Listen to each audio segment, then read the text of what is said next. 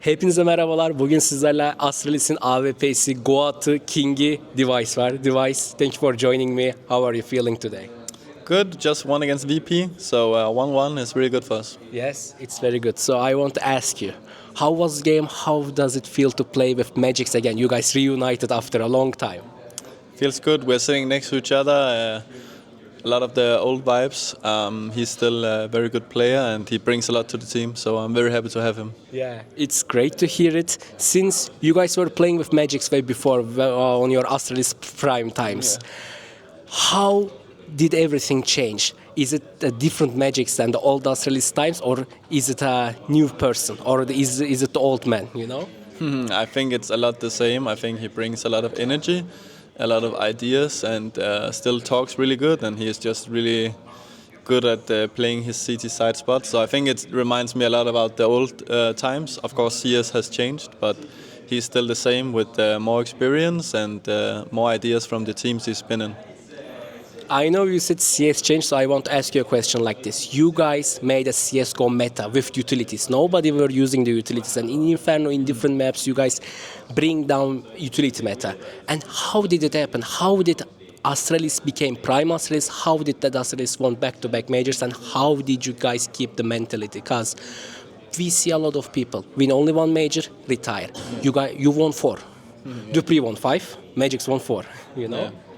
I mean, back in the day, I think for us, we just tried to, with Glaive, and I think Glaive, Magisk and Sonic were the ones talking most about nades.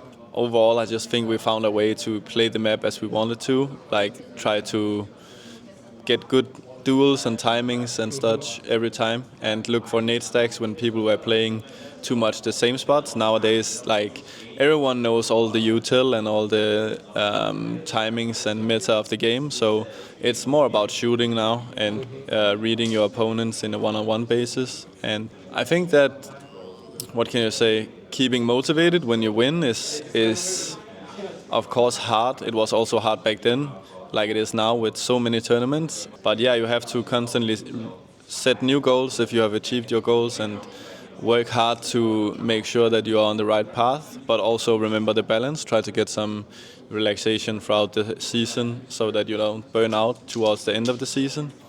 And yeah, I think that's the most important things to talk about as a team.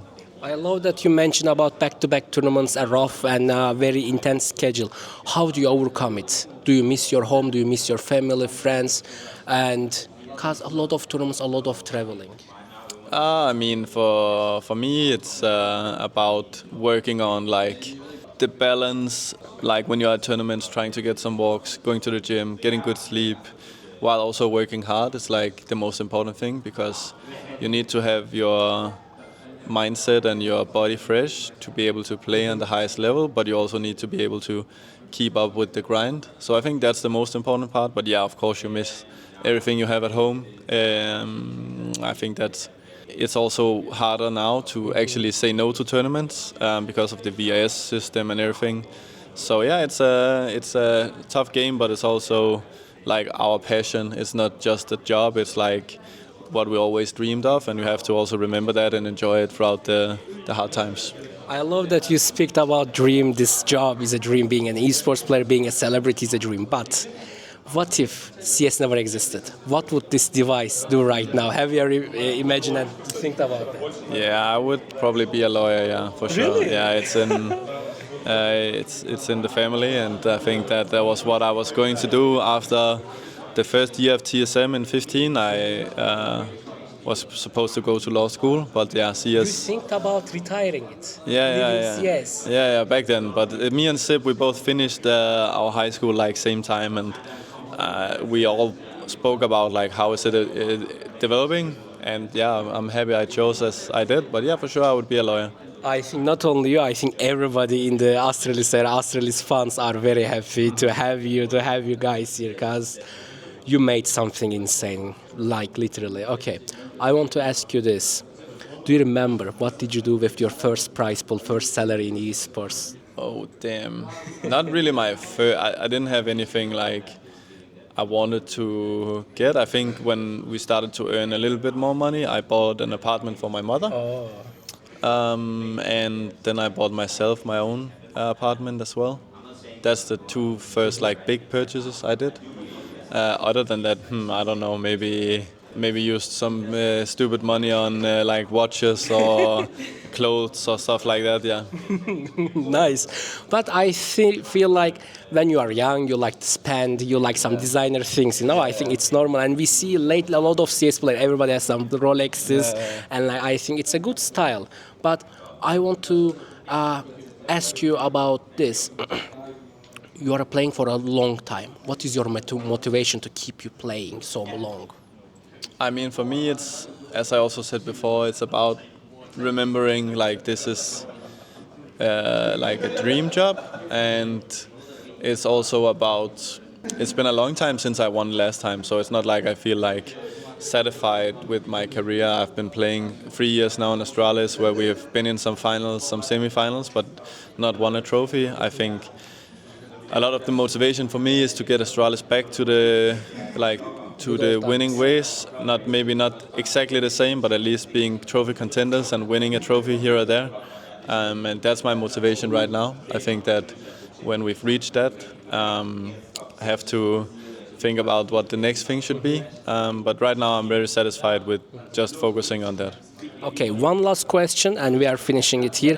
You played against Aurora, you sadly lost 2-1. Why did you lose? What was the problem? Oh, I mean, on Dust 2, I think we made a really great comeback, and we had the chance to finish that in overtime. But moving into overpass, our CT side was not good enough. We tried a lot on the T side to come back, but we didn't have enough rounds on the CT side. I think the CT side overpass was like the half that determined the entire game. Yeah. Thank you for your answers. Thank you for joining me, for lovely man. We had dev1ce. dev1ce bizlerleydi. İzlediğiniz için teşekkürler. Bir sonraki videoda görüşmek üzere. Kendinize dikkat edin. Hoşça kalın. Bye bye. Skins Monkey'de eşyalarınızı kolaylıkla takaslayabilir, yeni eşyalar elde edebilir, hatta ücretsiz bir şekilde çekilişlere katılabilirsiniz. LEGOCAN kodunu kullanarak ilk takasınızda 5 dolara varan bir bonus. Bununla birlikte kalmadan yine LEGOCAN kodunu kullanarak ilk para yüklemeniz değil, her para yüklemenize özel olarak %30 yerine 35'e varan bir bonusa da sahip olabiliyorsunuz. Bunların dışında günlük, haftalık ve aylık olarak da çekilişlere buradan kolaylıkla ulaşabilirsiniz. Hem açıklamada hem de sabitlenmiş yorumlarda var. Sponsor oldukları için teşekkür ederim.